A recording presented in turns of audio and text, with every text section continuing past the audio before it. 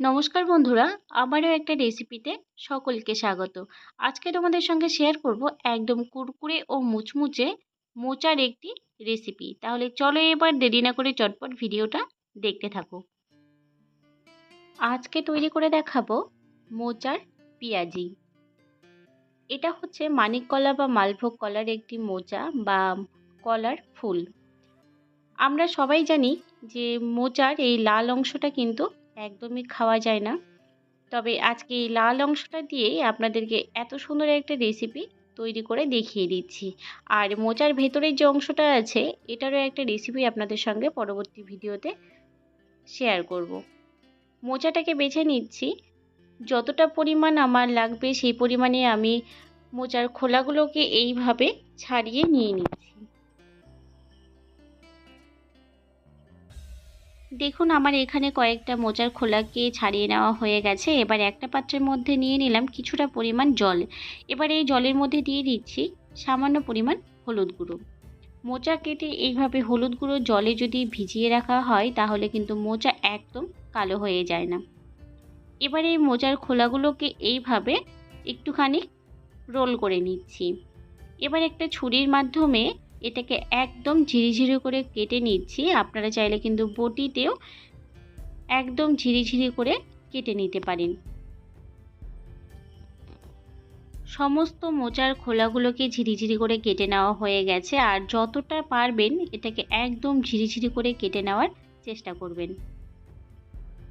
এবার এই মোচার কেটে নেওয়া অংশগুলোকে এবার হলুদ জলের মধ্যে ভিজিয়ে মোটামুটি 10 থেকে 15 মিনিটের জন্য ঢাকা দিয়ে এক সাইডে রেখে দিচ্ছি।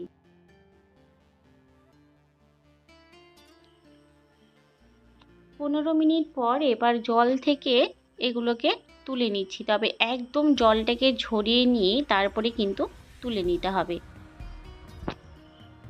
জলে ভিজিয়ে রাখার কারণে একে অপরের সঙ্গে জুড়ে গেছে বলে আমি একটুখানি সবগুলোকে এইভাবে ছাড়িয়ে নিচ্ছি।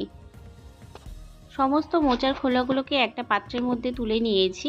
এবার একটা বাটির মধ্যে নিয়ে নিচ্ছি একটা ডিম। ডিমটাকে ফাটিয়ে ভালো করে ফেটিয়ে নেব। তবে ডিমটাকে ফেটিয়ে নেওয়ার আগে এর মধ্যে দিয়ে দিলাম সামান্য পরিমাণ জিরে গুঁড়ো, দিয়ে দিচ্ছি সামান্য পরিমাণ লাল লঙ্কার গুঁড়ো, এবার দিয়ে দিলাম সামান্য পরিমাণ গরম মশলার গুঁড়ো। আপনারা এখানে চাট মশলারও ব্যবহার করতে পারেন। দিয়ে দিচ্ছি পরিমাণ মতো বা স্বাদ মতো লবণ, দিয়ে দিচ্ছি সামান্য পরিমাণ ধনে গুঁড়ো। এবার সবগুলো ভালো করে ডিমের সঙ্গে মিশিয়ে ডিমটাকে ফেটিয়ে নেব। মশলাগুলো ভালো করে ডিমের সঙ্গে মেশাতে হবে যাতে করে মশলাগুলো দলা না পেকে থাকে। ডিমটাকে ভালো করে ফেটিয়ে নেওয়া হয়ে গেছে। এবার এটাকে এক সাইডে রেখে দিয়ে একটা প্লেটের মধ্যে নিয়ে নিচ্ছি কিছুটা পরিমাণ কর্নফ্লাওয়ার।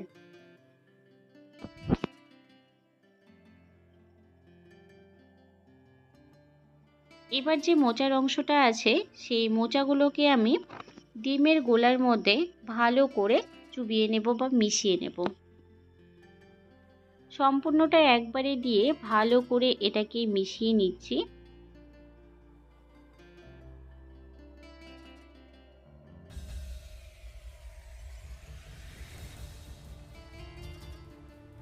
ডিমের সঙ্গে ভালো করে মোচাটাকে মিশিয়ে নেওয়া হয়ে গেলে এবার এখান থেকে একটু একটু করে মোচা নিয়ে কর্নফ্লাওয়ারের মধ্যে ভালো করে কোটিং করে নেব।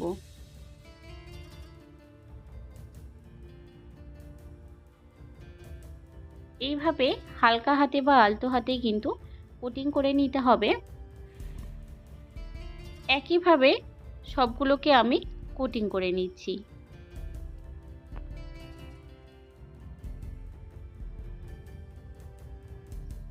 কিছুটা পরিমাণ মোচাকে কোটিং করে নিয়েছি। এবার এগুলোকে তেলের মধ্যে দিয়ে একদম লালচে ব্রাউন করে বা মুচমুচে করে ভেজে তুলে নেব। ভাজার জন্য কড়াইতে আগে থেকে তেলটাকে হাই হিটে ভালো করে গরম করে নিয়েছি। এবার গ্যাসের আঁচটাকে লো টু মিডিয়ামে রেখে অল্প অল্প করে লালচে গোল্ডেন কালার করে ভেজে নিচ্ছি। একবারে বেশি করে দেবেন না, তাহলে কিন্তু সবগুলো এক জায়গায় দলা পেকে যাবে আর একদমই ভাজাটা ভালো হবে না। এবার উল্টে পাল্টে একটু সময় ধরে এটাকে ভেজে নিচ্ছি। দেখুন আমাদের মোচার পেঁয়াজি কিন্তু একদম রেডি, লালচে করে বা মুচমুচে কুরকুরে করে ভেজে নেওয়া হয়ে গেছে। একইভাবে বাকি ব্যাচের মোচার পেঁয়াজিগুলোকে ভেজে তুলে নিচ্ছি। সবগুলো ভেজে তুলে নেওয়া হয়ে গেছে। এবার একটা প্লেটের মধ্যে সার্ভ করে নিচ্ছি। আমি এখানে টমেটো সস আর পেঁয়াজ দিয়ে সার্ভ করেছি। আপনারা যে কোনো চাটনির সঙ্গে কিন্তু এটা সার্ভ করতে পারেন। খেতে দুর্দান্ত লাগে। একটা হাতে করে ভেঙে আপনাদেরকে দেখিয়ে দিচ্ছি কতটা মুচমুচে হয়েছে। তো বন্ধুরা, আমার এই রেসিপিটি তোমাদের কেমন লেগেছে? যদি ভালো লাগে অবশ্যই লাইক, শেয়ার, কমেন্ট করবেন। আর আমার চ্যানেলে নতুন বন্ধু হয়ে থাকলে চ্যানেলটি অবশ্যই সাবস্ক্রাইব করে নেবেন। পাশে থাকা বেল আইকনটি অন করতে ভুলবেন না পরবর্তী ভিডিওর আপডেটগুলি পাওয়ার জন্য। আজ এই পর্যন্তই, ফিরে আসবো নতুন কোনো রেসিপি নিয়ে। ভালো থাকবেন, সুস্থ থাকবেন। দেখা হবে পরের ভিডিওতে। ভিডিওটি দেখার জন্য সকলকে অনেক অনেক ধন্যবাদ।